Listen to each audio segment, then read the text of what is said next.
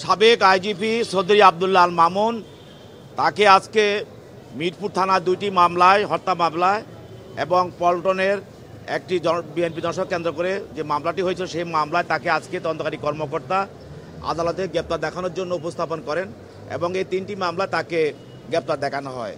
এবং আওয়ামী লীগের সাবেক অবৈধ এমপি সাংগঠনিক সম্পাদক আহমদ হোসেন তাকেও 2টি মামলায় আজকে তদন্তকারী কর্মকর্তা গ্রেপ্তার দেখার জন্য আদালত উপস্থাপন করেন।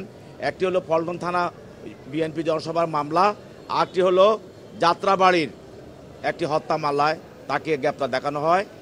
আর পল্টন থানায় আরেকটি মামলায় আপনারা জানেন যে বিএনপির 28-10-23 তারিখে যে জনসভা, সেই জনসভায় যে হত্যা মামলা, সেই মামলায় সাবেক অবৈধ মন্ত্রী রাশেদ খান মেনন, শাহজাহান খান এবং আহমদ হোসেন, আব্দুস সোবান গোলাপ, রেজাউল করিম এবং কবির হোসেন একজন যুবলীগ নেতা, তাদেরকে গ্রেপ্তার দেখানোর জন্য তদন্তকারী কর্মকর্তা প্রার্থনা করেন, তাদেরকে গ্রেপ্তার দেখানো হয় এবং পরবর্তীতে সবাইকে সিডব্লিউ মূলে জেল হাজতে পাঠানো হয়। সাবেক পররাষ্ট্রমন্ত্রী ডাক্তার দীপুমণি এবং নৌ পরিবহন মন্ত্রী শাহজাহান খান এবং সমাজ কল্যাণ ও বেসামরিক মন্ত্রী রাশেদ খান মেনন, সাবেক এমপি ডক্টর আব্দুস সুবান গোলাপ, আওয়ামী লীগের সাংগঠনিক সম্পাদক আহমদ হোসেন, সাবেক আইজিপি চৌধুরী আবদুল্লাহ মামুন এবং একজন ডিজেএফের নজরুল ইসলাম সহ রেজাউল করিম সহ আজকে 6 জনকে বিজ্ঞ আদালতে প্রেরণ করা হয়েছে। 7 জনকে তাদেরকে পল্টন একটি হত্যা মামলায় এবং মিরপুর একটি হত্যা মামলায় পৃথক পৃথক মামলায় তাদেরকে গ্রেপ্তার দেখানো হয়েছে। বিজ্ঞ আদালতে আমরা দৃষ্টি আকর্ষণ করেছিলাম যে তাদের বাংলাদেশের তারা সাবেক মন্ত্রী, এমপি এবং অসুস্থ এবং সিনিয়র সিটিজেন, তাদেরকে বারবার রিমান্ড চাওয়া হচ্ছে, শুনানি দেখানো হচ্ছে। এতে আইনের সুস্পষ্ট লঙ্ঘন, মানবাধিকার লঙ্ঘন এবং সংবিধানেরও লঙ্ঘন আমরা বিজ্ঞ আদালত সে দৃষ্টি আকর্ষণ করেছি।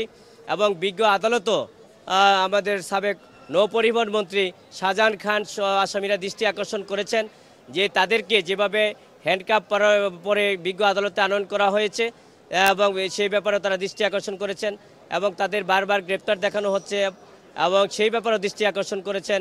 রিমান্ডে নেওয়া হচ্ছে, যা অমানবিকভাবে তাদের দৃষ্টি আকর্ষণ করা হয়েছিল এবং তারা বিজ্ঞ আদালত তখন তাদেরকে পারমিশন দিয়েছেন কথা বলার জন্য।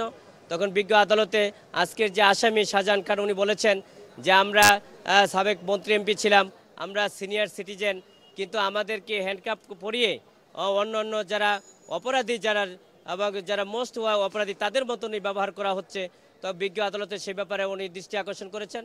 বিজ্ঞ আদালত অত্যন্ত মনোযোগ সহকারে, ধৈর্য সহকারে ওনার বক্তব্য শুনেছেন এবং পরবর্তীতে বিজ্ঞ আদালত পদক্ষেপ নেবেন বলে আশ্বস্ত করেছেন।